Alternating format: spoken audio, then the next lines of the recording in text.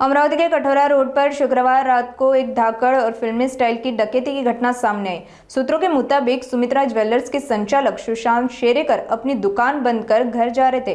तभी दुकान से लगभग 200 मीटर दूर काले रंग के 4 पहिया वाहन ने उनकी बाइक को रोक दिया। वाहन से उतरकर 3 से 4 नकाबपोशों ने चाकू दिखाकर उनका बैग छीना, जिसमें लगभग 450 ग्राम सोना और 1.3 लाख रुपए नगद थे।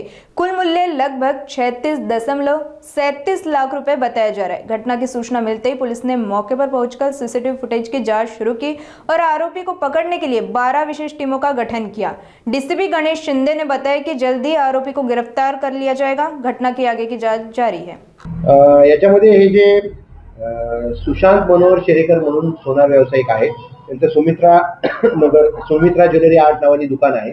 त्या ठिकाणाहून ते रात्री 8:30च्या सुमारास आपल्या दुकानातला माल जो आहे साधारणपणे 459 ग्रॅम म्हणजे 45-45 आसपास तो घेऊन त्यांच्या मोपेडच्या डिकीमध्ये टाकून स्वतःच्या घराकडे निघाले होते। जसे ते आतल्या लेनमध्ये वळले त्यावेळी त्यांच्या मागून एक काळ्या रंगाची कार आली, त्यातून 2-3 इसम खाली उतरले। त्यांच्यापैकी एकाने त्यांना ढकललं, पाडलं आडवं आणि आडवं पाडल्यानंतर त्यांना दम देऊन चाकू दाबून त्यांच्याकडून त्यांच्या गाडीची चावी घेतली, त्यांच्या डिकीतलं सोनं घेतलं आणि तात्काळ त्यांच्याबरोबरच्या कारने ते पुढे फरार झाले। या प्रकरणी गाडगेनगर पोलीस ठाण्यामध्ये गुन्हा दाखल करण्यात आलेला असून BNS 309/4 आणि 35 BNS प्रमाणे गुन्हा दाखल करण्यात आलेला आहे।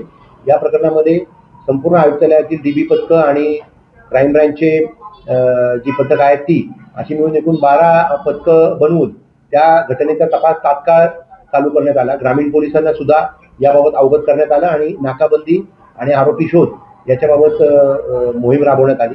त्या आरोपितांनी हा जो काही गाडी वापरलेली आहे त्या गाडीच्या मागावर तसेच आरोपींच्या मागावर आमचे ग्रामीणचे, शहराचे आणि आमच्या पोलीस स्टेशनचे आणि क्राईम ब्रँचचे असे सर्व पोलीस आता त्याच्यावर काम करत आहेत आणि गुन्ह्याचा तपास पोलीस स्टेशन गाडगेनगरचे अधिकारी करत आहेत।